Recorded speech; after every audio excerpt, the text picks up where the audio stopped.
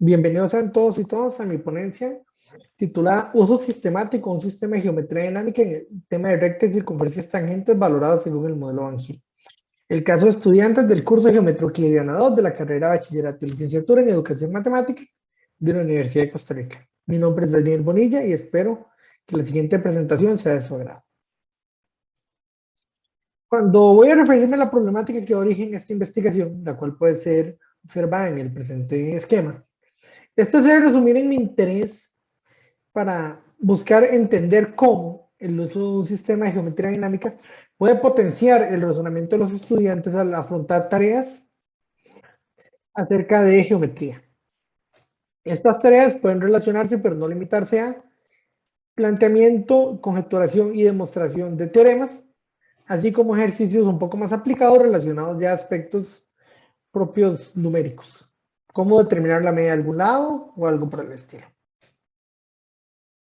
Esto da origen a mi pregunta de investigación, la cual es cómo el uso sistemático de tecnologías digitales potencia este tránsito entre los niveles de razonamiento geométrico que propone Van Gil en estudiantes del curso de Geometría Euclidiana 2 de la carrera de Bachillerato y Licenciatura en Educación Matemática en el tema de rectas y circunferencias tangentes.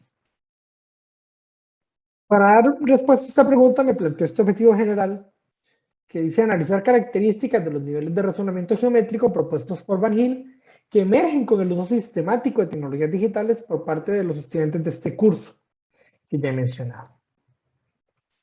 Y para ello me planteo los siguientes objetivos específicos. Les invito a pausar el video para leerlos detenidamente. Respecto al marco teórico que sustenta este trabajo, lo vemos en dos aristas: el sistema de geometría dinámica como medidor cognitivo y el modelo Van Gil. Respecto al sistema de geometría dinámica como medidor cognitivo, consideramos la existencia de estrategias que permiten a los estudiantes pensar a través de la herramienta. Esas estrategias son el arrastre, la medición de atributos y el rastro. Y entendemos mediador cognitivo cuando, a partir de un uso sistemático, los estudiantes son capaces de pensar a través de la herramienta y se vuelve parte del instrumento del pensamiento de los estudiantes y por ende lo emplean para resolver tareas. Respecto al modelo Van Gil, lo entendemos como este modelo de razonamiento geométrico que permite caracterizar en varios niveles los principios de razonamiento que van desde aquello elemental visual hasta las ideas lógico-deductivas que puede desarrollar un profesional en el área. Y estos niveles de razonamiento se ven ejemplificados en el siguiente esquema. Respecto a la metodología que orienta esta investigación, es fundamental conocer que esta investigación actualmente se encuentra en curso y por tanto no todas las fases de la metodología han sido cubiertas. Esto es un estudio de caso que ha sido con estudiantes del curso de Geometría Euclidiana 2 de la Universidad de Costa Rica. Estos estudiantes tienen edades entre los 19 y los 25 años y además ya tienen un uso sistemático del sistema de geometría dinámica. La investigación consistió en 4 fases: la recolección de datos a partir de observaciones para posteriormente seleccionar los estudiantes, un análisis de desempeños con indicadores basados en el modelo de Van Gil, después la realización de entrevistas y finalmente el análisis de la información recolectada en base a los indicadores construidos en la segunda etapa. En lugar de contarles y escribirles en qué consiste una actividad que se suele hacer en el curso de Geometría Euclidiana 2 y cómo los estudiantes piensan a través de la herramienta, les demostrar un ejemplo que se ha presentado en clase y que los estudiantes han logrado resolver. Se empieza con las siguientes preguntas: ¿cómo construir un triángulo rectangular de su hipotenusa? ¿Cómo construir una familia de triángulos rectángulos de su hipotenusa? ¿Y qué puedo deducir de esta construcción? Preguntas que inicialmente parecen bastante abiertas y vamos a proceder a hacer lo que suelen hacer los estudiantes al afrontarse este tipo de tareas. Entonces, directamente GeoGebra y consideramos entonces lo que tenemos. Sabemos que tenemos un triángulo rectángulo que vamos a tratar de construir con su hipotenusa. Si podemos hacer esto en lápiz y papel, habríamos de recurrir a las herramientas de regla y compás para poder hacerlo. Pero acá vamos a hacer un primer intento de hacer uno con GeoGebra que sea como un dibujo. Para ello trazamos la recta que pasa por A y listo. Ese va a corresponder a un cateto del triángulo. Y ahora vamos a trazar la perpendicular a esta recta que acabamos de crear que pase por B. Y ahí tenemos un triángulo rectángulo. Esta construcción, más o menos pasos, la podemos hacer con lápiz y papel. ¿Dónde está la diferencia y dónde está el affordance que hablamos de el sistema de geometría hidráulica? En que yo aquí no tengo únicamente un triángulo rectángulo, sino que tengo una familia de triángulos rectángulos. Entonces, con los pasos que habré realizado, vemos que según manipulo el punto C, voy teniendo triángulos rectángulos. Ahora, yo creo que es un triángulo rectángulo. Si no arrastro C, pero no estoy seguro. Para verificarlo, vamos a medir este ángulo como tal. Vamos a ver que efectivamente nos corresponde a 90 grados. Ahora, puede que ese sea un caso particular. Vamos a explorar si siempre es de 90. Pareciera que siempre es de 90 grados.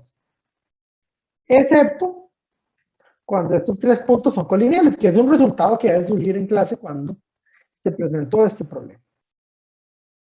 Ahora bien, hasta ahí lo único que han hecho los estudiantes es generar una representación estructurada de la figura. ¿Dónde está la parte ya posteriormente al razonamiento y a generar conjeturas en torno a ello, que es lo que se busca hacer en geometría, cuando se utiliza GeoGebra como medidor cognitivo?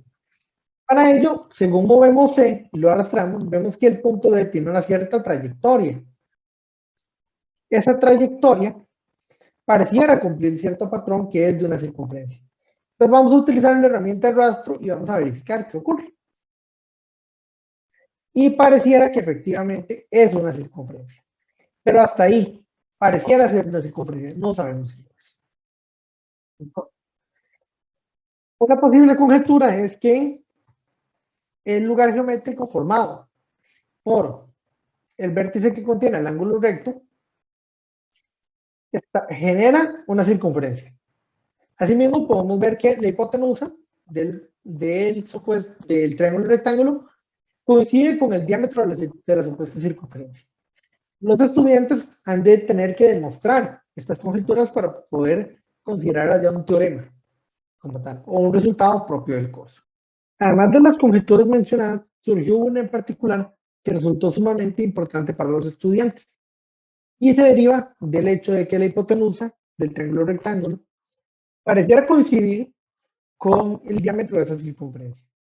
Y la conjetura dice lo siguiente: la medida del radio de esta circunferencia es la mitad de la medida de la hipotenusa del triángulo rectángulo que generó la circunferencia. Entonces, entre las estrategias que surgieron para demostrar, se encontró una de un estudiante bastante interesante, en que tomaba como el segmento del radio un caso particular, que era aquel que se encontraba perpendicular de esta manera, este segmento. A partir de acá, con este segmento perpendicular, podía referirse a diferentes teoremas de congruencia para poder demostrar lo que requería. Sin embargo, ella misma, a partir de preguntas que se le fueron planteando, fue consciente de que esto era una vía que generaba un caso particular y no estaba demostrando para toda la familia de triángulos rectángulos. Así que descartó esta opción y posteriormente se fue a considerar la paralela a esta recta que pasa por el punto A y asimismo la paralela a esta recta que pasa por B. Y al identificar que este es un rectángulo mediante la medición de sus ángulos, lo que hizo fue trazar la otra diagonal, porque vemos que la hipotenusa coincide con la diagonal. Al trazar esta diagonal, el estudiante se dio cuenta que ya había logrado demostrar lo que quería, porque sabemos que las diagonales de un rectángulo se bisecan como tal.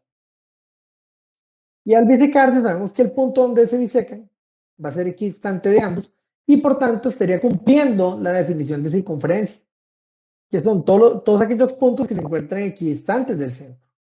Entonces, al ver que tanto A como B, todos los puntos que puedan generarse a partir de mover este rectángulo generaban una circunferencia, podía confirmar que efectivamente ese lugar geométrico que se formaba ahí era una circunferencia.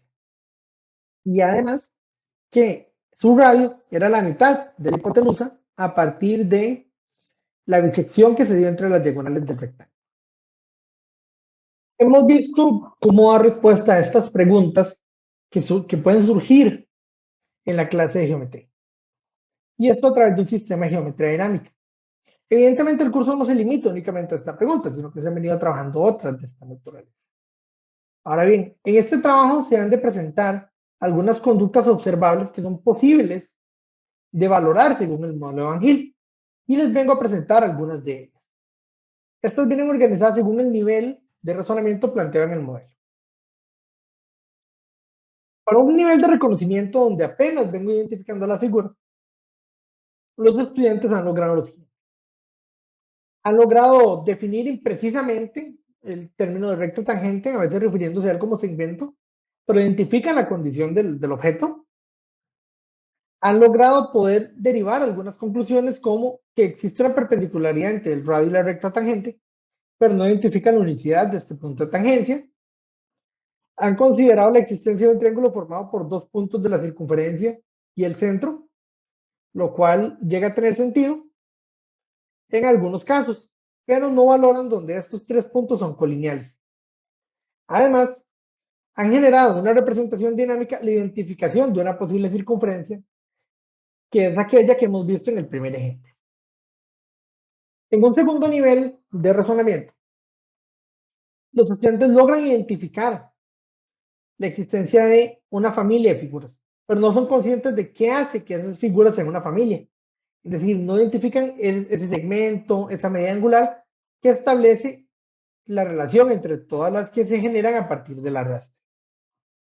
Los estudiantes también han explorado propiedades que aparentan cumplirse siempre, como que todo radio de una circunferencia es perpendicular a la recta tangente que contiene un punto de esta. Sin embargo, no tienen interés por demostrarlo, simplemente lo aceptan como tal.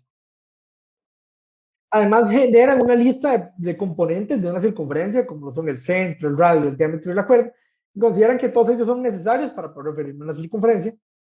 Y además, han hecho un ejercicio sumamente interesante, que es a partir de la definición del arco y lo que han explorado en el sistema de geometría dinámica, han optimizado una definición que para ellos es suficiente y necesaria para poder explicar este concepto. En el nivel 3 de clasificación, los estudiantes han logrado, mediante la exploración de una representación estructurada, generalizar algunos resultados de los que antes no estaban seguros, como son la unicidad del punto de tangencia. Además, ya plantean conjeturas como que el radio biseca la cuerda, identifican condiciones suficientes y necesarias para construir una circunferencia, como son el centro y el radio. Además, ya han generado algunos esbozos de demostración, donde si bien es cierto, consideran un caso particular, ya van orientados a ese razonamiento lógico-deductivo propio de la geometría. En nivel 4, deducción formal es cuando ya demuestran los elementos que tienen. Ahí han demostrado, por ejemplo, que todo radio seca una cuerda de distintas maneras, no solo de una, a partir de congruencia de triángulos y también con propiedades derivadas del triángulo isósceles. Además, cuando identifican una conjetura, identifican las premisas y las condiciones de esta conjetura y ven si un posible recíproco a esta conjetura también se cumple. Además, identifican que, a diferencia del nivel anterior, cuando una demostración debe ser para una familia cualquiera de figuras y no solamente para un caso particular conveniente. Y finalmente, y considero que es de los elementos más importantes cuando hacemos geometría, es la aceptación de la demostración matemática como un medio único para verificar y demostrar una conjetura.